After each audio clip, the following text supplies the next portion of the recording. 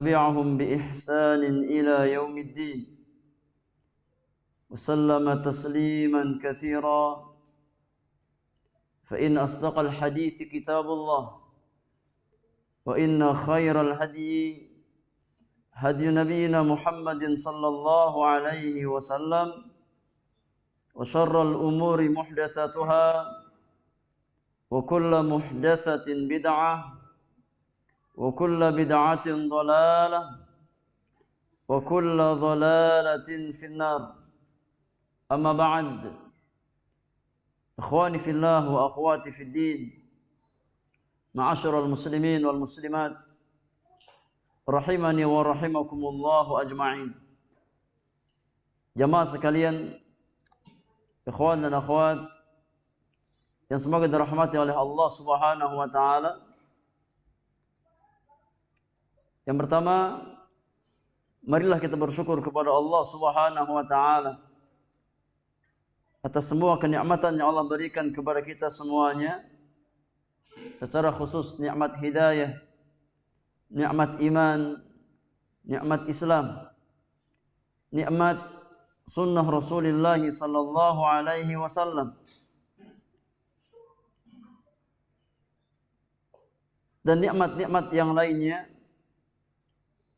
yang sangat banyak Allah berikan kepada kita semuanya, yang wajib untuk kita syukuri.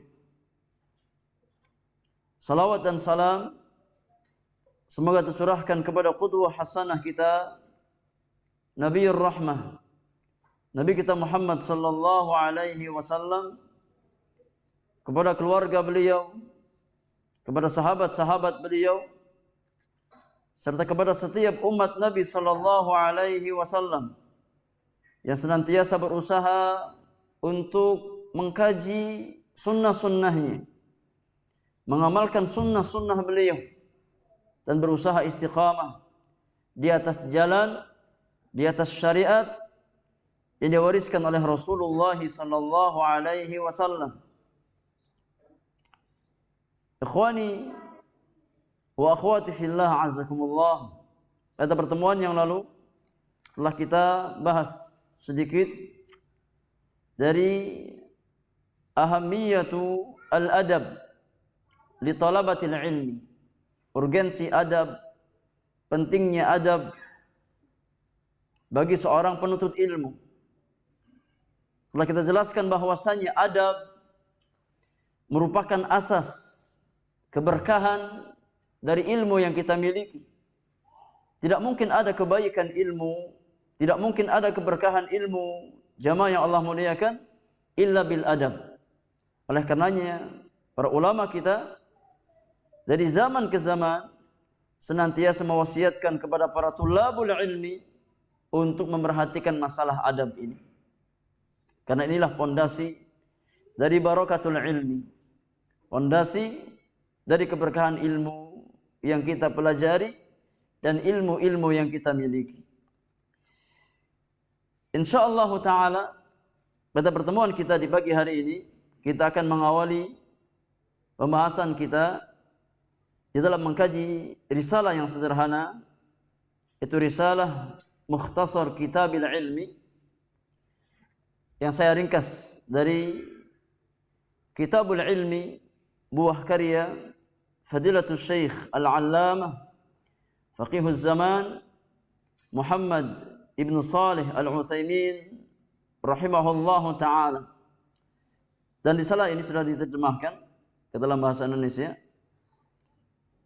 oleh sahabat saya Ustaz Ahmad Milda hafizahullahu ta'ala dengan judul Intisari Kitab Al-Ilmu. Jadi ini kitab terjemahan, yang mana kitab aslinya saya beri judul Mukhtasar Kitabul Ilmi. Dan insyaallah kitab ini sederhana, ya, bagi setiap antum yang sudah bisa baca Quran, insyaallah bisa baca kitab ini. Karena ana mudahkan dengan syakl, dengan dhabt, dengan harokat-harokat yang memudahkan bagi orang-orang awam di antara talabatul ilmi untuk bisa baca kitab ini insyaallah ta'ala. Karena di antara misi terbesar saya tatkala meringkas kitabul ilmi buah karya Fadilatul Syekh Muhammad bin Shalih Al-Utsaimin rahimahullahu taala adalah untuk mendekatkan substansi dari kitab tersebut kepada para talabatul ilmi. Karena kitabul ilmi adalah di antara tulisan yang sangat berfaedah, ya, bagi kita semuanya, secara khusus bagi para talabatul ilmi yang punya hirs, punya semangat untuk mempelajari bahasa Arab. Kita tahu bahwasanya tulisan-tulisan Syekh Ibnu Utsaimin itu secara umum mudah untuk kita baca dan mudah untuk kita fahami. Kita baca muqaddimah yang saya bawakan. Silakan dibuka halaman yang kedua, kitab aslinya. Untuk terjemahan bisa dilihat di halaman Romawi yang kelima.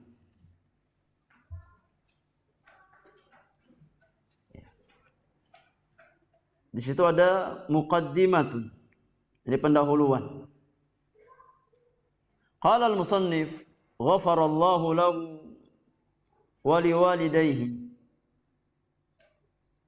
Berkata penulis, semoga Allah Subhanahu wa taala mengampuni beliau dan kedua orang tuanya. Bismillahirrahmanirrahim. Bismillahirrahmanirrahim. Dengan menyebut nama Allah Subhanahu wa taala yang Maha Pengasih dan Maha Penyayang, Ar-Rahman dan Ar-Rahim. Baik, ikhwani fillah, jazakumullah. Kita bahas sedikit alasan para ulama atau motivasi para ulama tatkala mereka mengawali risalah-risalah mereka dengan Bismillahirrahmanirrahim.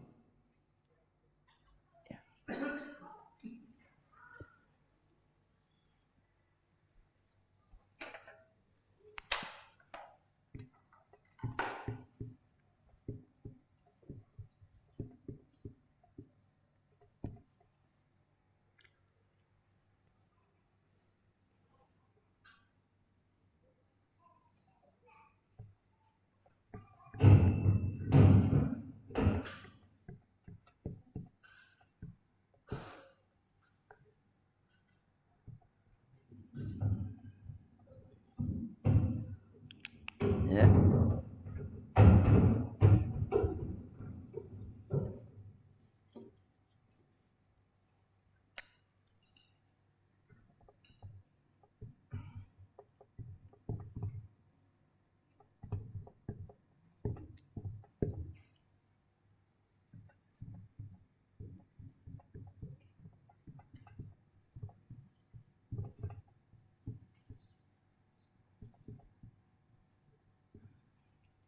Baik, pertanyaan ikhwan.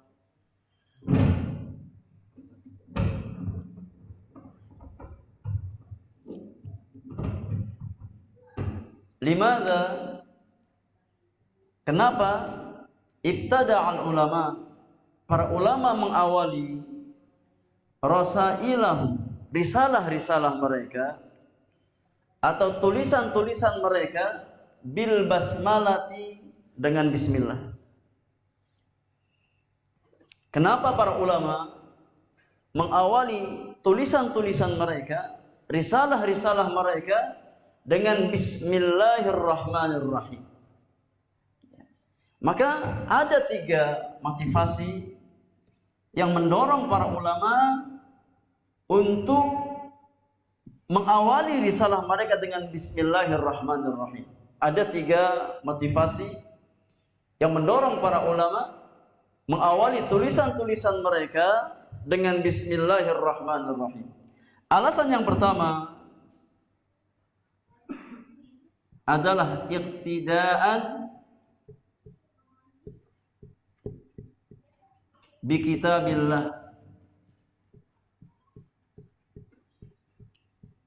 Iqtidaan, apa arti iqtidaan? Mencontoh. iqtidaan bi kitabillah, dalam rangka mencontoh Al-Qur'anul Karim. Ini alasan yang pertama. Kenapa para ulama mengawali tulisan mereka dengan Bismillahirrahmanirrahim adalah dalam rangka mencontoh kitabullah, dalam rangka mencontoh metode Al-Qur'anul Karim. Kita dapatkan bahwasanya Al-Qur'an di ayat yang pertama, di surat yang pertama, di dalam Fatihatul Kitab, di dalam Ummul Kitab, diawali dengan apa? Dengan Bismillahirrahmanirrahim. Kita melihat, ya, di dalam Fatihatul Kitab, di dalam Ummul Kitab, di surat yang pertama, di ayat yang pertama, Allah Subhanahu wa taala memulai kitabnya dengan Bismillahirrahmanirrahim. Maka para ulama mereka ingin mencontoh metode Kitabullah Azza wa Jalla, ingin mencontoh metode Al-Qur'anul Karim. Itu alasan yang pertama. Alasan yang kedua adalah ittiba'an li sunnati Rasulillah sallallahu alaihi wasallam. Ittiba'an li sunnati Rasulillah sallallahu alaihi wasallam.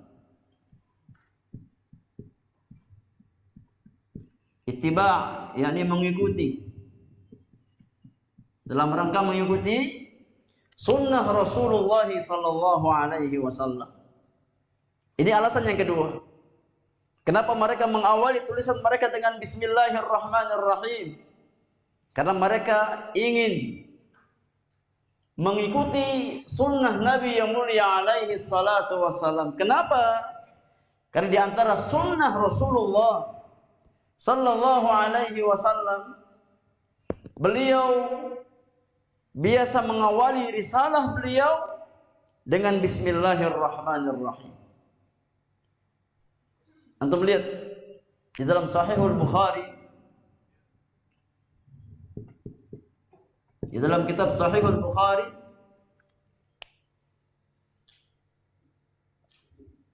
Rasulullah sallallahu alaihi wasallam, ya, dari hadis Ibnu Abbas radhiyallahu taala anhuma, tatkala Nabi yang mulia alaihi salatu wassalam menulis surat, menulis tulisan ke raja-raja dunia, mendakwahkan mereka kepada Islam, maka yang pertama kali Nabi tulis di surat tersebut apa? Bismillahirrahmanirrahim. Itu tulisan pertama Nabi. Ya, tatkala Nabi sallallahu alaihi wasallam mengirimkan surat kepada raja-raja dunia, maka yang pertama kali Nabi tuliskan adalah lafaz Bismillahirrahmanirrahim. Ini lafaz yang pertama kali Nabi tulis di dalam risalah tersebut.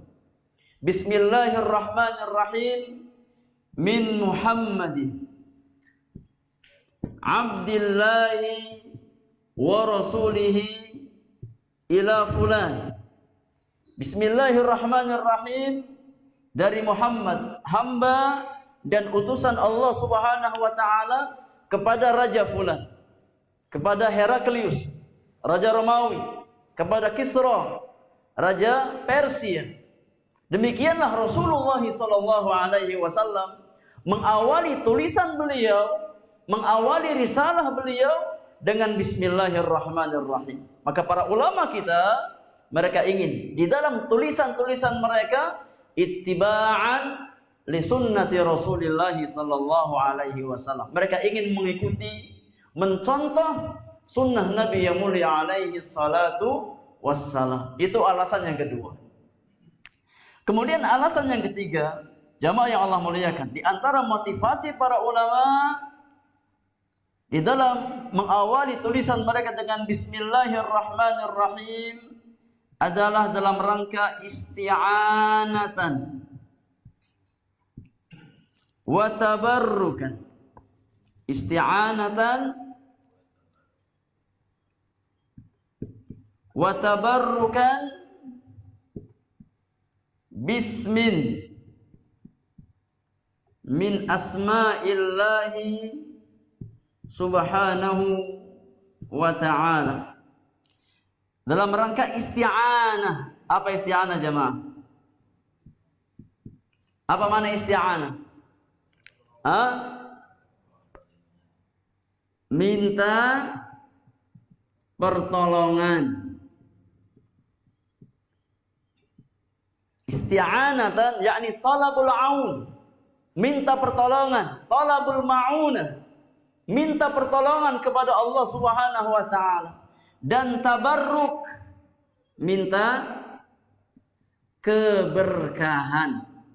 Nah, lihat sekali lagi, ini penting. Anda ingatkan di pertemuan yang lalu, bahwasannya hendaknya yang menjadi misi terbesar kita tatkala kita datang ke majelis-majelis ilmu adalah cari keberkahan.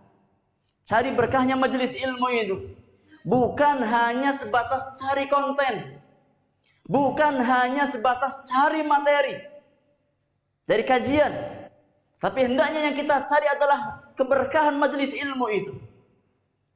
Maka di antara motivasi para ulama, tatkala mereka mengawali tulisan mereka dengan Bismillahirrahmanirrahim, adalah dalam rangka isti'anatan, minta pertolongan kepada Allah agar diberikan kemudahan oleh Allah Subhanahu wa taala, wa tabarrukan, dalam rangka minta keberkahan kepada Allah Subhanahu wa taala, bismin min asma'illah, dengan menggunakan nama-nama Allah Subhanahu wa taala. Ini alasan yang ketiga. Ya. Karena para ulama mereka faham aktivitas seorang hamba tidak akan diberikan kemudahan oleh Allah Subhanahu wa taala kecuali dengan taufik dan pertolongan Allah Subhanahu wa taala. Tidak mungkin ada kemudahan ya dalam amal kebaikan kita kecuali dengan ma'unatullah, dengan pertolongan Allah Subhanahu wa taala. Dan para ulama mereka berharap apa yang mereka usahakan itu diberikan keberkahan oleh Allah Subhanahu wa taala. Karena sebuah amalan jika seandainya tidak diberikan keberkahan oleh Allah, gak ada manfaatnya, gak ada faedahnya. Oleh karenanya hendaknya himmah, ya, motivasi terbesar seorang muslim, seorang talibul ilmi, tatkala dia meniti jalan-jalan ilmu, dia ingin cari keberkahan di majelis ilmu tersebut. Karena jamaah yang Allah muliakan, tatkala seorang hamba diberkahi oleh Allah ilmunya, diberkahi oleh Allah usianya, diberkahi oleh Allah amalannya, insya Allah dia mendapat kebaikan yang sangat banyak. Nah, sebaliknya, tatkala kita belajar, tatkala kita menuntut ilmu, namun ilmu yang kita pelajari tidak diberikan keberkahan oleh Allah Subhanahu wa taala, maka ilmu tersebut tidak akan mendatangkan kebaikan untuk diri-diri kita. Nah, oleh karenanya huruf ba, Anda perhatikan huruf ba, ya, pada kata Bismillahirrahmanirrahim itu dalam istilah bahasa Arab disebut apa jamaah? Huruf ba di awal kata Bismillahirrahmanirrahim, ya, di dalam bahasa Arab disebut apa? Disebut ba'u al-isti'anati. Ya.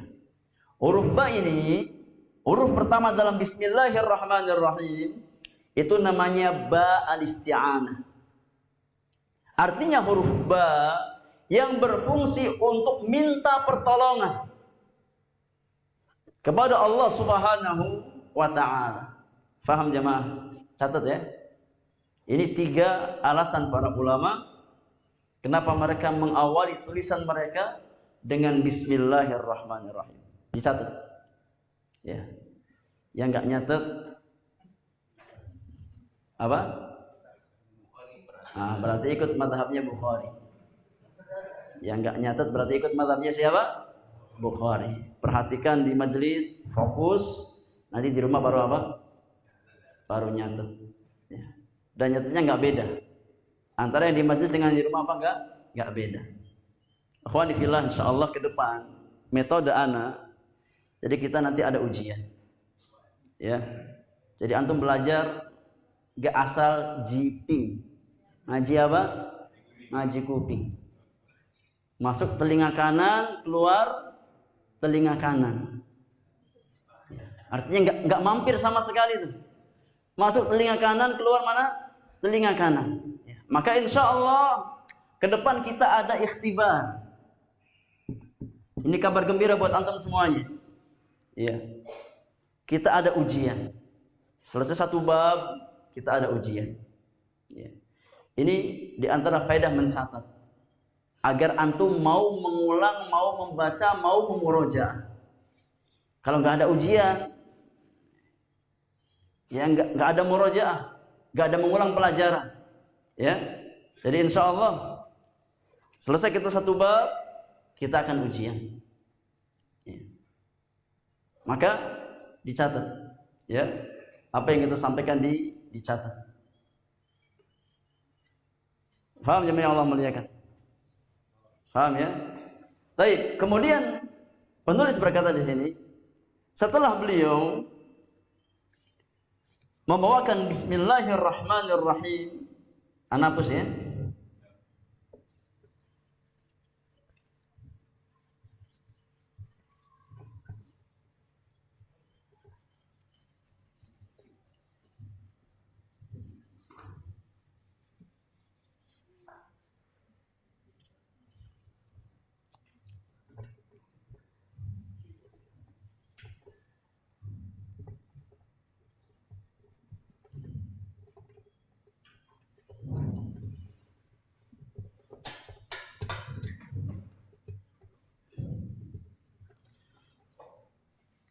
Baik, setelah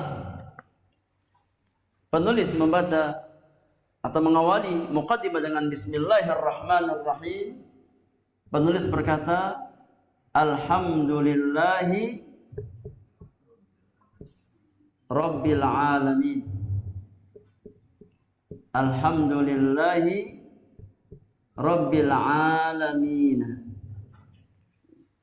Sekarang ana tanya, apa makna alhamdu jamaah? Apa makna alhamdu?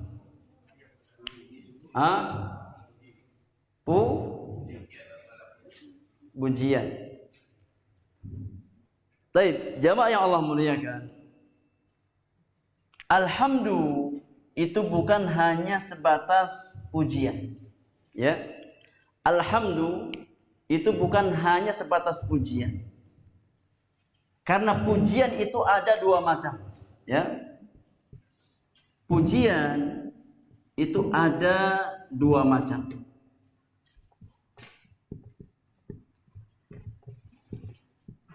Ada namanya alhamdu, ada namanya al-madahu. Ya. Pujian itu ada dua macam. Ada namanya alhamdu, ada namanya al-madhu. Lihat, hurufnya sama saja, hanya beda posisi. Ya. Alhamdu, ha dulu, mim, kemudian dal. Ya. Adapun al-madhu, mim dulu, kemudian dal baru ha. Tapi keduanya sama maknanya pujian. Alhamdu pujian dan al-madhu pujian. Apa yang membedakan pujian dengan kata alhamdu dengan pujian dengan kata al-madhu? Apa bedanya jemaah? Siapa yang tahu?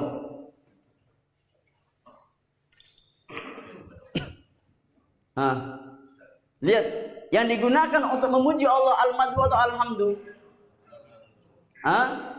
Alhamdu. Kita nggak gunakan al-madhu. Ya. Kenapa kita gunakan alhamdu untuk memuji Allah Subhanahu wa taala? Karena inilah pujian yang layak bagi Allah Subhanahu wa taala. Meskipun maknanya sama pujian, alhamdu pujian, al-madhu pujian, tapi hakikatnya berbeda. Hakikatnya berbeda. Al-madhu itu jamaah yang Allah muliakan, al-madhu itu pujian yang hanya sebatas ucapan di lisan. Itu namanya al-madahu. Ya. Dari kata madaha yamdahu madahan. Artinya seseorang hanya memuji dengan lisannya, meskipun hatinya tidak mencintai orang yang dia puji, tidak mengagungkan orang yang dia puji. Kan sebagian orang dia memuji orang lain, ya, hanya sebatas di lisannya saja, karena ada keinginan yang dia inginkan, tapi hatinya nggak cinta. Hatinya nggak apa? Nggak cinta orang yang dipuji tersebut. Kalau pujian semacam itu namanya al-madhu. Adapun alhamdu, kata para ulama, alhamdu itu adalah pujian yang dibangun di atas asas mahabbah dan ta'zim kepada pihak yang kita puji. Alhamdu adalah pujian yang dibangun di atas fondasi rasa cinta, mahabbah dan ta'zim, pengagungan terhadap pihak yang kita puji. Adapun al-madhu hanya sebatas pujian di lisan. Sekarang anda tanya, pujian yang layak bagi Allah Subhanahu wa taala, apakah alhamdu atau al-madhu? Al-madhu. Alhamdu. Itulah pujian yang layak bagi Rabbul Alamin.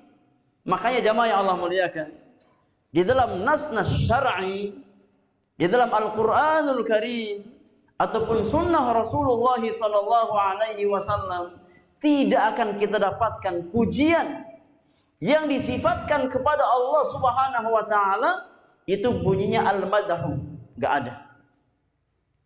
Antum melihat ayat kedua surat Al-Fatihah apa bunyinya?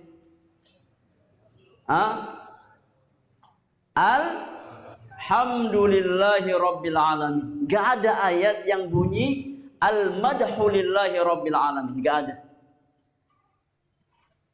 Semua ayat yang memuji Allah Subhanahu wa taala itu datang dengan lafaz alhamdu.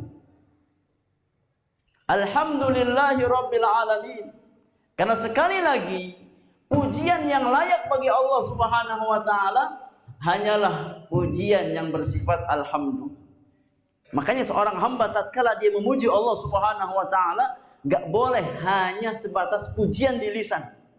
Ya, tapi pujian yang dia sampaikan kepada Allah Subhanahu wa taala wajib untuk dibangun di atas asas mahabbah, rasa cinta kita kepada Allah dan ta'zim, pengagungan kita kepada Allah Subhanahu wa taala. Itu makna alhamdulillahi Rabbil Alamin. Segala puji hanya bagi Allah Subhanahu wa taala, Rabb semesta alam. Kemudian kata penulis, wa bihi nasta'inu ala umuri dunya wad din.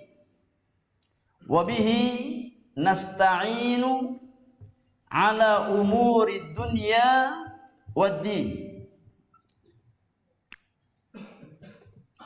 Wa bihi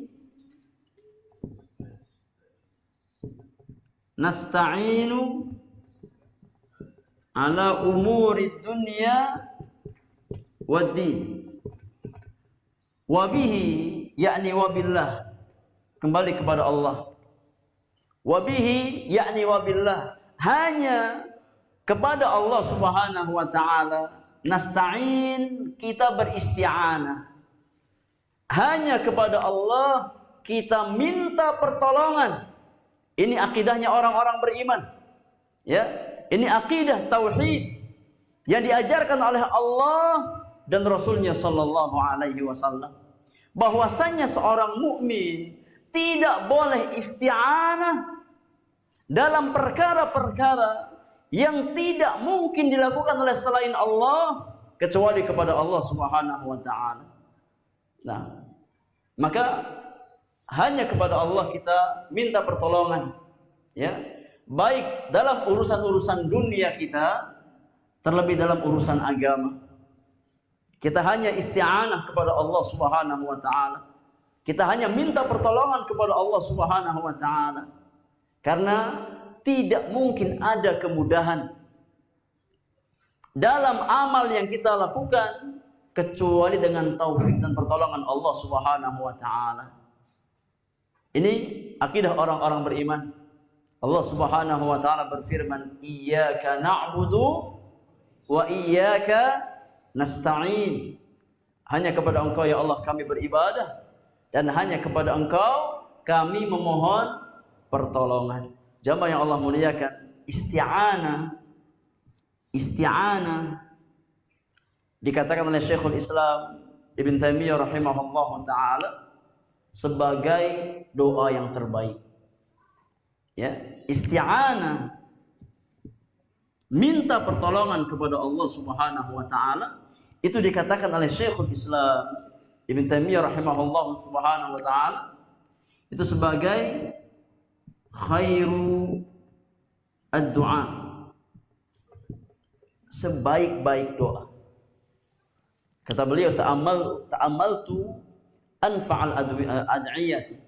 Aku coba merenung, kira-kira doa apa yang terbaik bagi seorang hamba. Ternyata aku dapatkan bahwasanya tidak ada doa yang lebih baik bagi seorang hamba melainkan doa isti'anah, minta pertolongan kepada Allah Subhanahu wa taala. Doa tatkala seorang hamba minta pertolongan kepada Allah Subhanahu wa taala. Dan aku dapatkan doa tersebut ada di dalam Ummul Kitab, di dalam Fatihatul Kitab. Tatkala Allah Subhanahu wa taala berfirman, "Iyyaka na'budu wa iyyaka nasta'in." Ternyata doa terbaik tersebut ada di dalam surat yang terbaik, dalam Al-Qur'anul Karim, di dalam Fatihatul Kitab. Kata beliau, dan inilah di antara rahasia kenapa Allah Subhanahu wa taala menjadikan surat Al-Fatihah sebagai rukun dalam salat-salat kita. Agar seorang mukmin tidak lepas dari doa yang terbaik tersebut. Agar kita senantiasa isti'anah kepada Allah Subhanahu wa taala. Makanya Allah jadikan Fatihatul Kitab, surat Al-Fatihah itu sebagai rukun dalam salat-salat kita. Tidak sah salat seorang hamba tanpa membaca surat Al-Fatihah. Tidak sah salat seorang hamba tanpa dia membaca surat Al-Fatihah. Nah, ini kata Syekhul Islam di antara rahasia kenapa Allah Subhanahu wa taala menjadikan surat Al-Fatihah sebagai rukun di dalam salat seorang hamba. Karena di dalamnya terdapat sebaik-baik doa, yaitu isti'anah, meminta pertolongan kepada Allah Subhanahu wa taala. Dan ini juga isti'anah juga, ikhwani fillah azakumullah, yang Nabi sallallahu alaihi wasallam tanamkan ya kepada sahabat-sahabat beliau. Dalam hadis Ibnu Abbas radhiyallahu taala anhuma, Rasulullah sallallahu alaihi wasallam berkata kepada Ibnu Abbas, "Idza sta'anta fasta'in billah."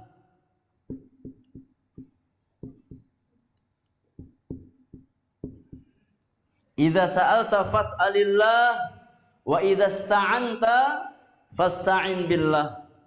Wahai Ibnu Abbas, idza sa'alta, tatkala engkau meminta sesuatu, maka minta kepada Allah Subhanahu wa taala. Jangan kepada makhluk, tapi minta kepada Al-Khaliq, minta kepada Allah Subhanahu wa taala. Wa idza sta'anta, dan jika engkau minta pertolongan, fasta'in billah, maka mintalah pertolongan hanya kepada Allah Subhanahu wa taala. Ini akidah tauhid jamaah yang Allah muliakan, yang Nabi tanamkan ke dalam hati sahabat-sahabat beliau. Nah, karena inilah kekuatan orang-orang beriman. Kekuatan seorang mukmin, yakni bukan pada fisiknya, tapi pada keimanannya, pada tauhidnya kepada Allah Subhanahu wa taala. Oleh karenanya, tatkala orang-orang beriman, mereka kuat keimanannya, mereka kuat tauhidnya, Allah menangkan di atas muka bumi ini. Namun tatkala mereka hanya memperhatikan kekuatan fisik-fisik mereka tanpa menguatkan iman dan takwa mereka kepada Allah Subhanahu wa taala, jadilah umat Islam ini umat bui yang enggak ada kekuatannya. Karena inti kekuatan kaum muslimin itu bukan pada kekuatan fisiknya, tapi pada akidahnya, pada tauhidnya, pada iman dan takwanya kepada Allah Subhanahu wa taala. Ini yang harus kita pahami. Nah, oleh karena tidak ada jalan bagi kaum muslimin untuk mengembalikan kekuatan umat Islam melainkan dengan menguatkan iman-iman mereka, hati-hati mereka dan tauhid mereka kepada Allah Subhanahu wa taala. Kemudian setelah itu penulis berkata, wassalatu wassalam ala man ba'athahu Allahu rahmatan lil alamin. Wassalatu wassalam ala man ba'athahu Allahu rahmatan lil alamin, nabiyyina Muhammadin wa ala alihi wa sahbihi ajma'in wa man tabi'ahum bi ihsanin ila yaumiddin. Di sini ada dua hal yang kita ambil faedahnya tentang hakikat salawat dan salam kepada Rasulullah sallallahu alaihi wasallam. As-salatu wassalamu ala Rasulillah sallallahu alaihi wasallam. Hakikat salawat dan salam kepada Nabi sallallahu alaihi wasallam. Jamaah yang Allah muliakan, tatkala kita bersalawat kepada Nabi, apa makna salawat itu? Apa hakikat salawat itu?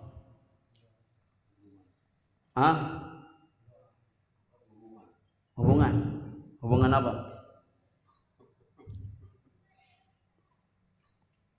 Apa makna salat jamaah?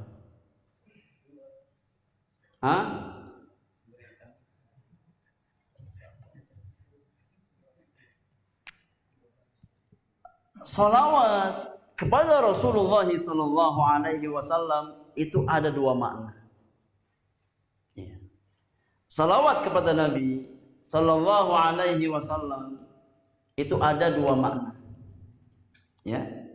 Makna yang pertama adalah ats-tsana, artinya pujian. Pujian. Ats-tsana'u alaihi bil mala'il a'la. Pujian untuk Nabi di hadapan malaikat-malaikat yang ada di sisi Allah Subhanahu wa taala. Ini makna salawat yang pertama. Jadi pujian bagi Nabi sallallahu alaihi wasallam, sanjungan bagi Nabi di hadapan malaikat-malaikat yang ada di sisi Allah Subhanahu wa taala. Adapun makna salawat yang kedua itu artinya ad-du'a, doa. Ini makna salawat jemaah. Kapan salawat itu artinya tsana, pujian, dan kapan salawat artinya doa? Kapan salawat itu artinya pujian dan kapan salawat artinya doa?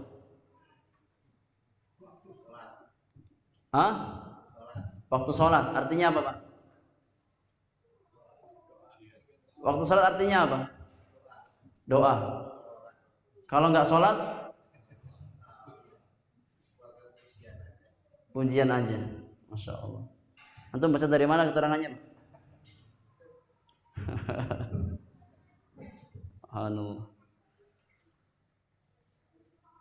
Salawat kepada Nabi artinya pujian.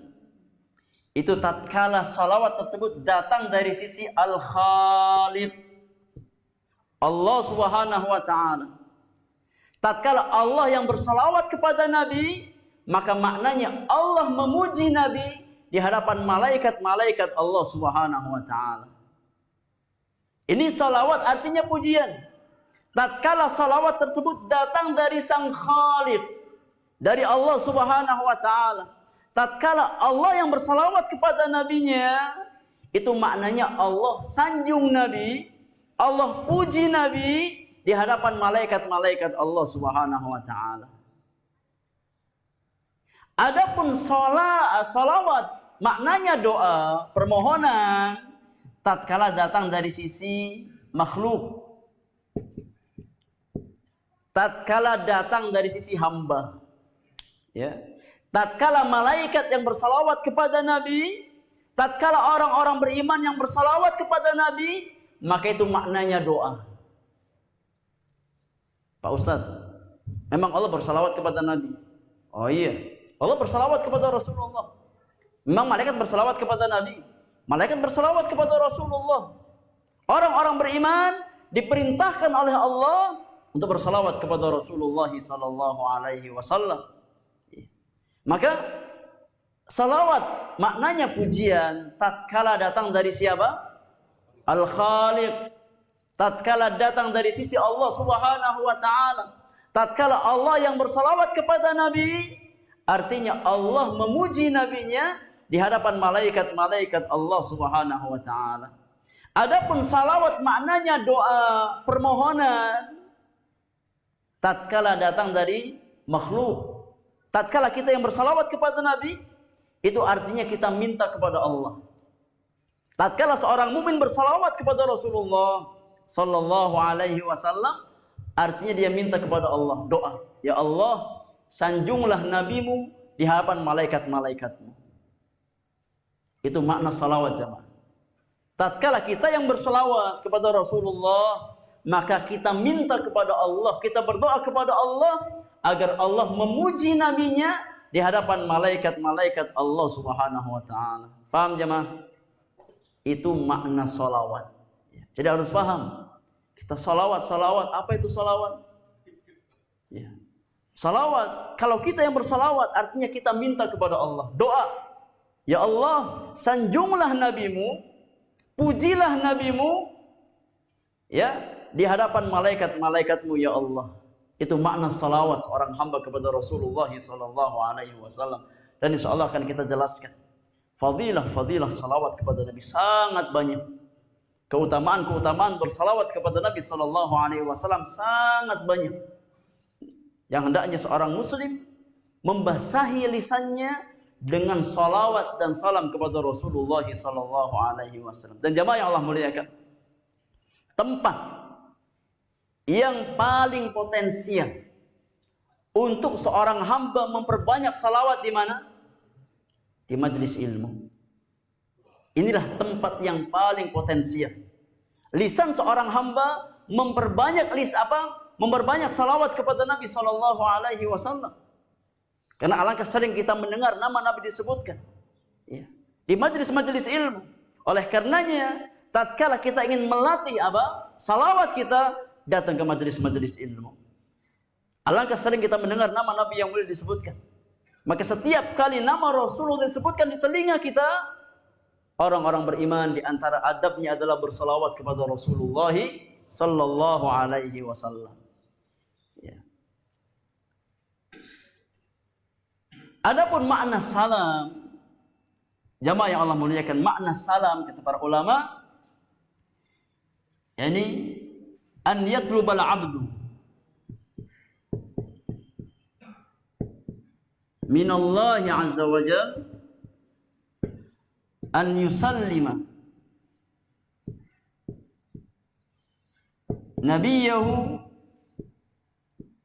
min kulli afatin wa syurur fid dunya wal akhirah. Masyaallah, sudah hafal? Siapa itu? Pak Anwar, sudah hafal ya? Masyaallah. Ini makna salam jemaah yang Allah muliakan.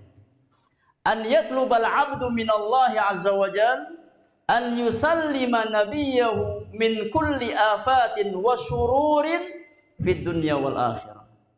Paham jemaah? Kalau paham, ya nggak boleh disyarahkan.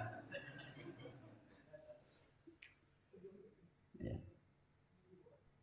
Jadi salam, tatkala kita mengucapkan salam kepada Rasulullah, maknanya kata para ulama, seorang hamba yatlub, meminta.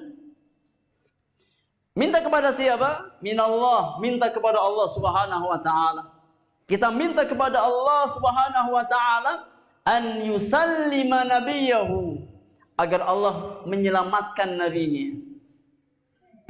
Agar Allah menyelamatkan nabinya min kulli afat, dari segala macam mara bahaya.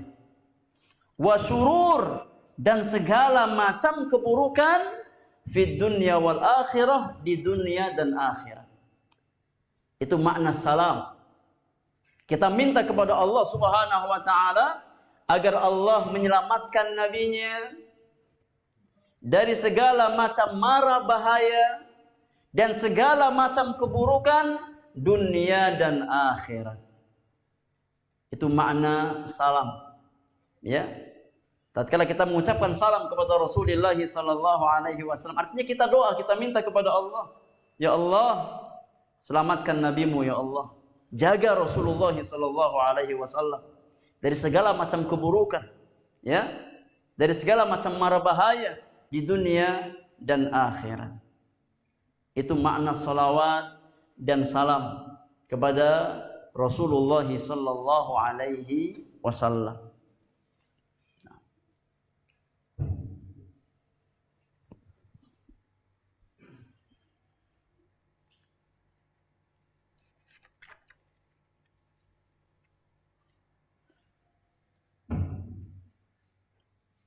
Baik.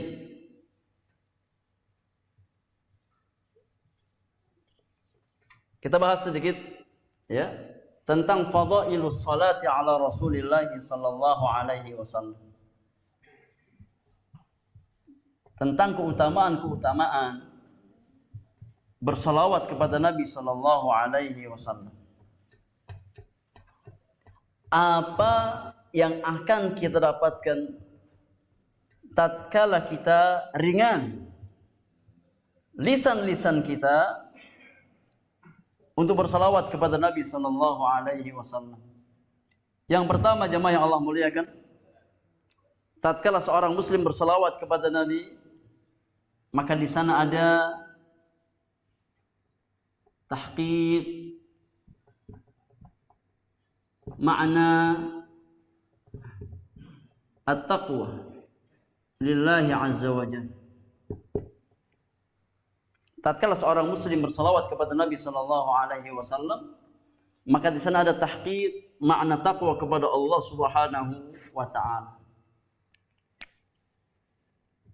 Tahqiqu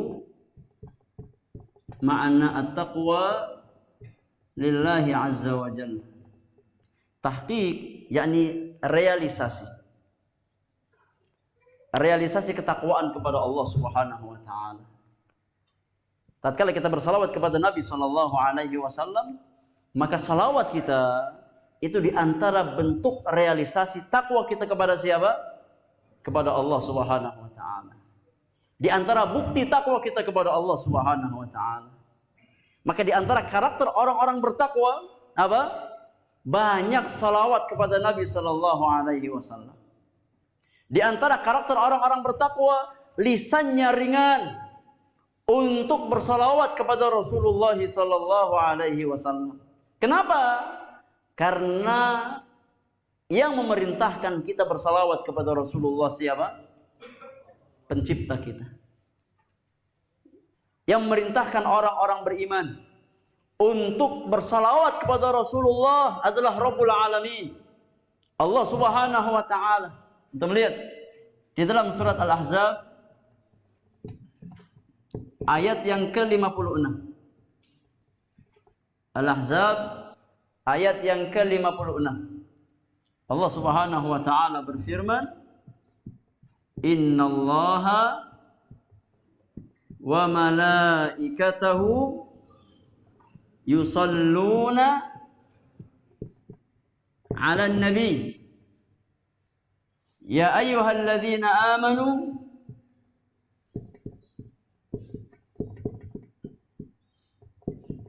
sallu 'alaihi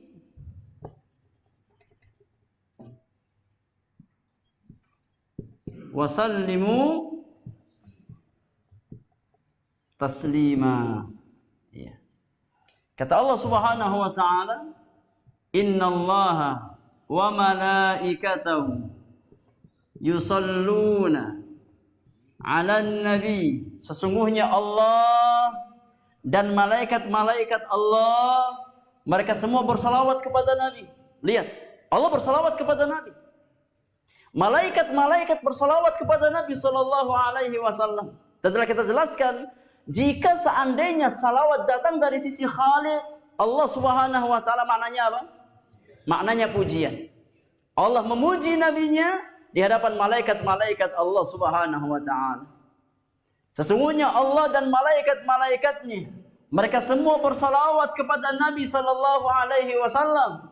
Kemudian Allah perintahkan orang-orang beriman, ya ayyuhalladzina amanu sallu alaihi wa sallimu taslima. Wahai orang-orang beriman, salawatlah kalian kepada Nabi, ya, dan ucapkan salam kepada Rasulullah sallallahu alaihi wasallam. Maka tatkala seorang mukmin dia bersalawat kepada Nabi, menghadirkan makna ayat yang mulia ini, itu tanda dia seorang hamba yang bertakwa kepada Allah Subhanahu wa taala. Kenapa jemaah? Karena makna takwa adalah fi'lul awamir wa tarkun nawahi. Hakikat takwa adalah menjalankan perintah Allah dan meninggalkan larangan Allah Subhanahu wa taala. Dan di antara perintah yang Allah perintahkan kepada orang-orang beriman adalah bersalawat dan mengucapkan salam kepada Nabi sallallahu alaihi wasallam. Karena kata sallu dan kata sallimu dalam bahasa Arab itu namanya fi'il apa jamaah? Madhi atau mudhari? Madhi atau mudhari? Sallu wa sallimu dalam bahasa Arab itu namanya madhi atau mudhari?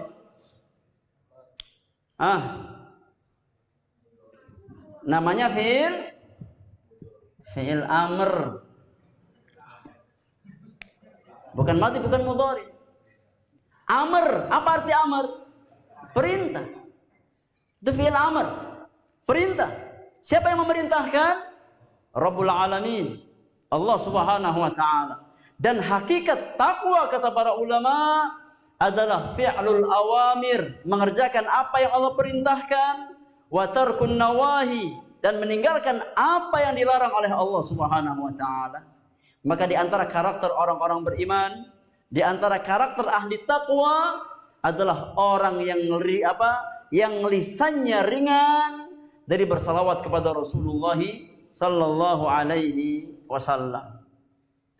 Kemudian di antara keutamaan salawat yang kedua, bahwasannya satu salawat, ya, satu salawat yang kita sampaikan kepada Rasulullah sallallahu alaihi wasallam, maka akan dibalas oleh Allah Subhanahu wa taala dengan 10 kali salawat. Ya. Satu salawat yang kita sampaikan kepada Rasulullah akan dibalas oleh Allah 10 salawat untuk kita. Kemudian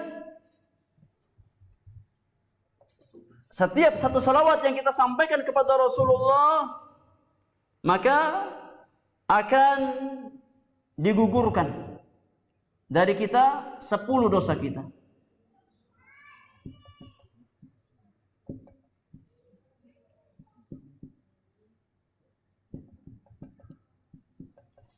Akan digugurkan 10 dosa kita dan akan diangkat 10 derajat kita di hadapan Allah Subhanahu wa taala.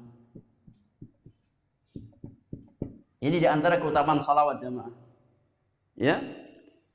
Satu salawat yang diucapkan seorang hamba dengan lisannya kepada Rasulullah sallallahu alaihi wasallam dibalas 10 kali salawat oleh Allah Subhanahu wa taala, digugurkan darinya 10 dosa, 10 kesalahannya, dan diangkat untuknya, ditinggikan baginya 10 derajat di hadapan Allah Subhanahu wa taala. Dalilnya adalah hadis Anas bin Malik dengan sanad yang sahih Dibawakan oleh Imam An-Nasai di dalam sunannya, Rasulullah sallallahu alaihi wasallam bersabda, kata Nabi yang mulia, man shalla alayya salatan sallallahu alaihi biha ashran, atau sallallahu alaihi ashra salawatin. Siapa yang bersalawat kepadaku sebanyak 1 kali salawat, kata Nabi, Allah akan bersalawat kepadanya 10 kali salawat. Allah akan bersalawat kepada orang tersebut sebanyak 10 kali salawat. Wa huttat anhu 10 khati'at. Allah gugurkan darinya, Allah hapuskan darinya 10 kesalahannya, 10 dosanya. Wa rufi'at lahu 10 darajat. Dan Allah angkat untuknya 10 derajat di hadapan Allah Subhanahu wa taala. Maka semakin seorang hamba ringan lisannya bersalawat kepada Nabi, semakin Allah gugurkan kesalahan-kesalahannya, semakin Allah tinggikan derajatnya di hadapan Allah Subhanahu wa taala. Ya. Maka jangan bakhil dengan kebaikan-kebaikan kita. Ya. Maka orang yang bakhil adalah orang yang enggan bersalawat kepada Nabi sallallahu alaihi wasallam. Kenapa? Lihat, alangkah banyak kebaikan yang Allah berikan kepada kita. Ya. Alangkah banyak kebaikan yang Allah Subhanahu wa taala berikan kepada orang-orang beriman yang bersalawat kepada Nabi sallallahu alaihi wasallam. Maka di antara fadilah salawat yang ketiga, jamaah yang Allah muliakan, bahwasanya orang yang ringan lisan bersalawat kepada Nabi, dia akan selamat dari penyakit kebakhilan. As-salamatu minal bukhli. Orang yang bersalawat kepada Nabi sallallahu alaihi wasallam, maka dia adalah orang yang akan selamat dari penyakit kebakhilan. Ya. Artinya apa, jamaah? Artinya di antara karakter orang-orang yang bakhil, orang-orang yang pelit, orang-orang yang kikir, itu orang yang lisannya berat bersalawat kepada Nabi. Dan ini sahih, ini real, ya. Antum lihat, orang-orang pelit itu biasanya lisannya pelit dari bersalawat kepada Nabi sallallahu alaihi wasallam. Orang yang bakhil dengan hartanya, itu ghalibnya, umumnya dia jarang bersalawat kepada Rasulullah sallallahu alaihi wasallam. Nah, karena salawat seorang mukmin membawa dia kepada sikap kedermawanan. Sebagaimana tatkala lisan kita keluh, tatkala lisan kita berat dari bersalawat kepada Nabi, maka akan membawa kita kepada karakter kebakhilan. Ya. Rasulullah sallallahu alaihi wasallam bersabda dari hadis Al-Husain bin Ali bin Abi Thalib di dalam Musnad Imam Ahmad, kata Nabi sallallahu alaihi wasallam, al-bakhilu man dzukirtu indahu falam yusalli alayya. Kata Nabi yang mulia, al-bakhil, orang yang bakhil itu, orang yang kikir, yang pelit, adalah orang yang dzukirtu indahu, tatkala namaku disebutkan di sisinya, dia dengar namaku disebutkan, falam yusalli alayya, tapi lisannya enggan bersalawat kepadaku, kata Nabi. Ini diantara ciri orang yang bakhil, jemaah. Orang yang tatkala nama Nabi sallallahu alaihi wasallam disebutkan di hadapannya, ya, namun dia enggan untuk bersalawat kepada Nabi sallallahu alaihi wasallam. Maka hati-hati, ya. Lisan yang berat dari bersalawat kepada Rasulullah sallallahu alaihi wasallam itu membawa seseorang kepada penyakit kebakhilan. Nah, penyakit kebakhilan. Oleh karena orang-orang beriman hendaknya berusaha untuk memperbanyak salawat kepada Rasulullah sallallahu alaihi wasallam agar dia selamat dari penyakit kebakhilan tersebut. Wallahu a'lam. Ini di antara fadilah atau keutamaan salawat kepada Nabi yang mulia alaihi salatu wassalam.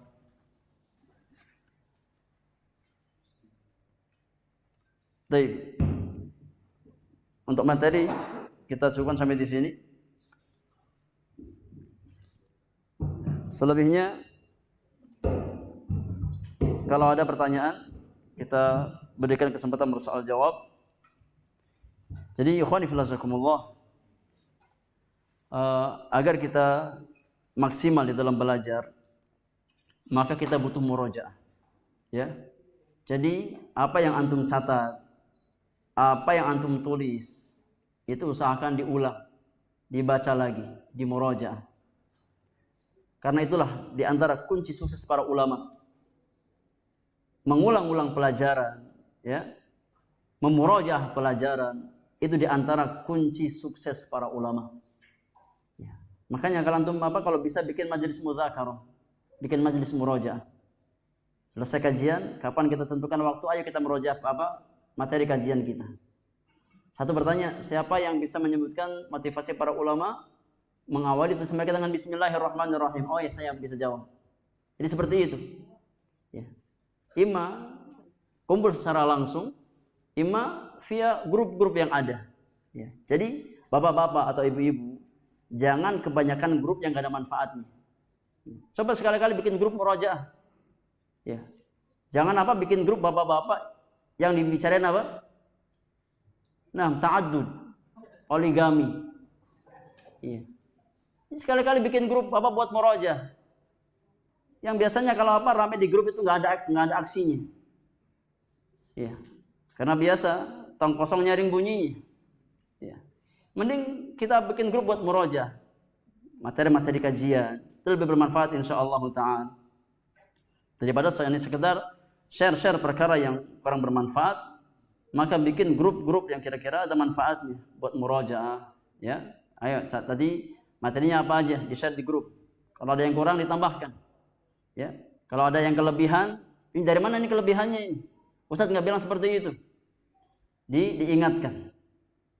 Jadi di antara metode para ulama, tatkala mereka talabul ilmi adalah memaksimalkan murojaah. Al-Imam Al-Bukhari rahimahullahu taala tatkala ditanya tentang rahasia sukses beliau, bisa mengumpulkan banyak ilmu, banyak hadis Rasulullah SAW, maka beliau berkata bahwasanya kunci sukses beliau adalah bimudawamatin nazar. Bimudawamati nazar, dengan membiasakan nazar. Ya, dengan melanggengkan, mendawamkan nazar. Nazar apa jamaah? Nazar apa? Nazar kitab. Bukan nazar akhwat. Iya. Jadi kunci sukses Imam Bukhari itu mendawamkan nazar, yakni baca dan baca. Diulang dan diulang. Makanya kuat hafalannya. Kita hafalan jauh dari Imam Bukhari, murojaah males. Dari mana mendapat ilmu? Ya. Dari mana ilmu kita mau nempel? Sudah ada faktor U juga. Iya, yang buat kita susah masuk, gampang lepas. Udah gitu jarang baca, jarang murojaah. Oleh karenanya, insya Allah ke depan kajian kita gak cuma sebatas materi, tapi ada murojaah dan ada ujian. Ya, Ustaz kayak anak sekolah lagi, gak apa-apa. Ya, kita sekolah lagi. Ya, karena memang yang namanya belajar di dalam Islam itu gak kenal batas usia. Ya.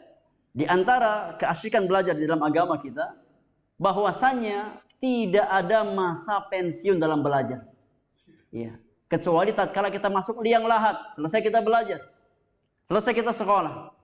Ya. Selama kita masih diberikan umur oleh Allah Subhanahu wa taala, maka selama itu kita masih diwajibkan untuk talabul ilmi. Ya. Untuk menuntut ilmu syar'i. Oleh karenanya, demi memaksimalkan kita semua di dalam menerima pelajaran, maka insya Allah ada ujian. Ya. Yang insya Allah mungkin ujiannya dadakan, gak diinfokan. Ya. Iya, memang dadakan. antum datang siap, kita kasih ujian. Kenapa?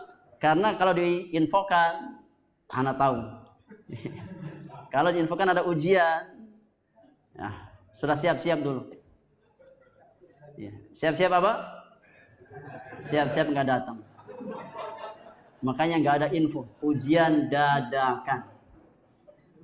Ya, siap nggak siap harus siap. Ya, nggak ada info-info ujian apa, ujian nggak ada. Ya, semua harus siap. Ujian itu kayak aja, nggak ada pemberitaan sebelumnya. Ya, kalau Ustaz bilang sekarang ujian, ya udah ujian. Ya, pintu semua ditutup, dikunci, nggak ada yang kabur. Ya, nggak ada yang lari dari medan perang, itu dosa besar. Siap jamaah? Siap insya Allah? Insya Allah buat kebaikan kita semuanya. Ya, buat kebaikan kita semuanya. Aduh, sadis banget sih Ustaz. Ya, nggak ada Ustaz seperti itu. Kajian-kajian aja. Datang, ya, masuk telinga kanan, keluar telinga kanan. Nah, agar lebih maksimal, insya Allah, semoga Allah mudahkan buat kita semuanya bisa mengambil faedah-faedah ilmu dan bisa mengamalkan ilmu yang telah kita pelajari bersama. Wallahu ta'ala alam bisawab. Baik, kayaknya nggak ada tanya jawab ya, sudah jam 6 ya. Insya Allah pertanyaan di pertemuannya akan datang. Ya, sudah jam 6. Insya Allah kalau ada pertanyaan disimpan dulu, ditulis biar nggak lupa, disampaikan di pertemuan yang akan datang. Wallahu ta'ala alam bisawab. Wa sallallahu ala nabiyyina Muhammadin wa alihi wa sahbihi ajma'in. Wa akhiru da'wana alhamdulillahi rabbil alamin. Subhanakallahumma wa bihamdika asyhadu an la ilaha illa anta astaghfiruka wa atubu ilaik. Assalamualaikum warahmatullahi wabarakatuh.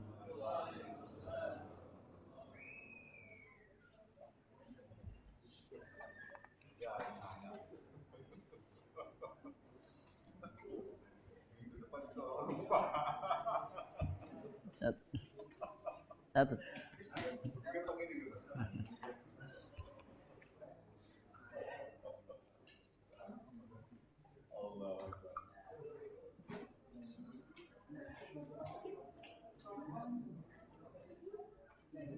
Bisa-bisa kita nggak punya dosa karena kita bersalah di Allah, bersalah dengan 10 kali dihilangkan dosa.